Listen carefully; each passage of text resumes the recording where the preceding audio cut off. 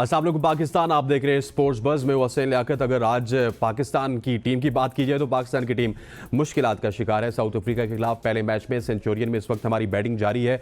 आगाज़ काफ़ी अच्छा था साइम अयूब और शान मसूद की जानिब से, लेकिन गेंदें बहुत ज़्यादा ज़ाया की गई और फिर जब शान मसूद आउट हुए तो उसके बाद साइम अयूब, फिर बाबर आजम और पाकिस्तान टीम ताश के पत्तों की तरह हमें बिखरती हुई नज़र आ रही है। और ऐसे ही एक्सपेक्ट किया जा रहा था क्योंकि पाकिस्तान की जितनी भी ट्रेनिंग है वो स्पिन ट्रैक्स के ऊपर थी और जब बाउंसी ट्रैक आता है तो पाकिस्तान की टीम इसी तरह से लड़खड़ाती है। और अभी पाकिस्तान मुश्किलात का शिकार है। क्या इस मुश्किलात से पाकिस्तान का मिडिल ऑर्डर या फिर बाद में आने वाले बल्लेबाज पाकिस्तान को इस मुश्किलात से निकाल सकते हैं, इस हवाले से बात करेंगे। और ओवरऑल टेस्ट में जिस तरह की सिलेक्शन की गई इस टीम में हमें मीर हमजा नज़र नहीं आते, फिर कोई रेगुलर स्पिनर मौजूद नहीं है, जेन्युइन स्पिनर मौजूद नहीं है। हालांकि हम तकिया करेंगे अब सलमान अली आगा और साइम अयूब पे। इस तमाम तर के ऊपर बात करने के लिए हमारे साथ मौजूद हैं senior sports journalist Sanaullah Khan साहब। सरा भाई, thank you so much for joining us. सबसे पहले अगर आज के टेस्ट मैच की बात की जाए तो वैसे साउथ अफ्रीका में कोई सीरीज नहीं जीती थी, लेकिन ओडीआई विन के बाद एक होप जरूर पैदा हुई थी। लेकिन जिस तरह पाकिस्तान की बैटिंग लड़खड़ा रही है, लगता यह है कि कोई अच्छी खबरें नहीं होंगी सेंचुरियन से हमारे लिए। जी वालेकुम सलाम and thanks for having me. देखिए अभी जस्ट स्टार्ट है, फर्स्ट डे है और हम क्लीन स्वीप जीत के आए हैं वनडे सीरीज। टेस्ट में आपको भी मालूम है, हमें भी पता है कि पाकिस्तान के साथ बहुत टफ टाइम होगा। और सिर्फ पाकिस्तान नहीं, आप देखिए ऑस्ट्रेलिया में इंडिया के साथ भी प्रॉब्लम आ रहा है। इंडिया अफ्रीका के यहाँ खेल के आया था, वहां पे इंडिया भी एक हारा था, अगर जीता भी था। बट पॉइंट इज के अभी जस्ट शुरुआत है। जब हमारी बॉलिंग की बारी आएगी, आपने स्पिनर का जिक्र किया, उनका प्लेइंग 11 उठा के देखिए, उनके पास भी नहीं है। वो भी शायद मार्करम से बॉल कराएंगे। हमारे पास भी दो ऑप्शंस हैं कि हम सलमान आगा से कराएंगे और हम साइम अयूब के साथ कराएंगे। तो मुझे लगता है कि अभी कॉम्बिनेशन हमारा ठीक है या गलत है, उसका अंदाजा शायद अभी थोड़ा और एक दो रोज गुजरेंगे तो अंदाजा होगा। बट मुझे लगता है कि मीर हमजा को ना खिलाना वो शायद थोड़ा गलत होगा। आप नसीम शाह को बिठा सकते थे, मीर हमजा को खिला सकते थे। हम ऑस्ट्रेलिया में जब हमने इसी दिनों में पिछले साल ऑस्ट्रेलिया में टूर किया था, तो हमारे पास एक सिर्फ शाहीन थे, वो भी लास्ट टेस्ट मैच में नहीं थे, उनको रेस्ट दिया गया था। तो हमारे सब ये नए लड़के थे, खुरम शहजाद थे, हम्म।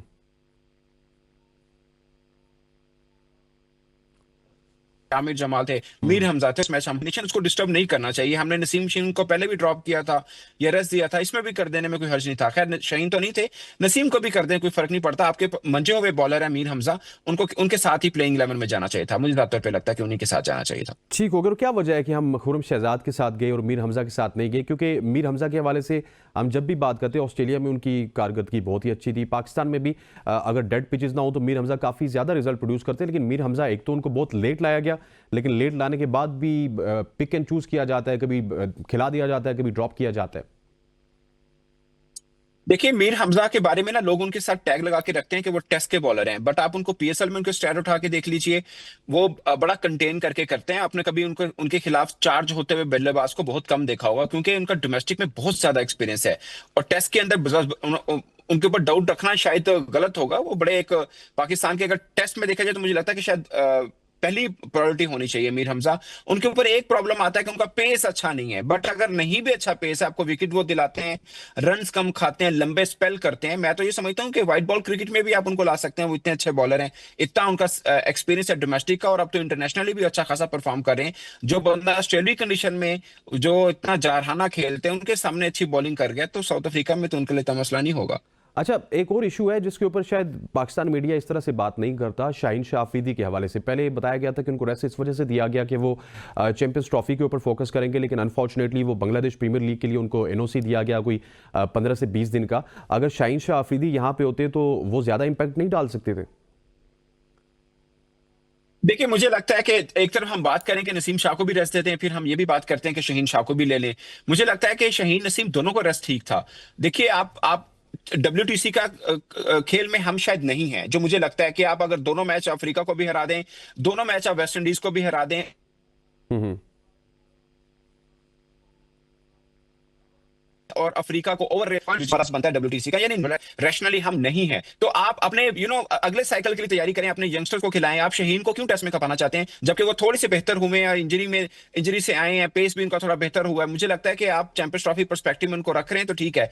बाकी आपकी बात ठीक है कि बीपीएल में आप डाल रहे हैं और एक तरफ आप कह रहे हैं कि वर्कलोड मैनेजमेंट हमें करनी है, बट मुझे लगता है कि टेस्ट में खिलाना, लंबे लंबे स्पेल करना, 5 दिन की क्रिकेट खेलना, और बीपीएल में 4 ओवर करना, वो भी 2-2 के स्पेल के साथ, शायद बहुत ज्यादा फर्क है। और फिर आप खिलाड़ियों को अगर मना करेंगे, पहले आपने इंग्लिश से मना कर दिया जब आप 100 लीग में जा रहे थे, उसके बाद भी एक दो लीग से आपने मना किया, शायद कनाडा लीग से मना किया, अब आप अगर बीपीएल से भी करते हैं तो प्लेयर्स के साथ आपका इंटरेक्शन जो है वो थोड़ा सा कम्युनिकेशन मसला आ जाता है, और फिर उन बोर्ड्स के साथ भी मसला आता है। आप देखें ना, इंग्लैंड ने भी मना किया के लिए हम खिलाड़ी नहीं देंगे, अगर बांग्लादेश भी कर देता है तो फिर आपकी अपनी पोजीशन भी थोड़ी सी रहती है। तो इन चीजों को भी कॉप अप करना होता है। और दूसरा मुझे लगता है कि लीग क्रिकेट में प्रेशर नहीं है कि आपको मैच जितवा के देना है, आपने 4 ओवर के स्पेल करने, 2-2 ओवर बना के, तो ठीक है, खिलाड़ियों को भी पैसे वाइज भी थोड़ा सा चीजें हो जाती हैं।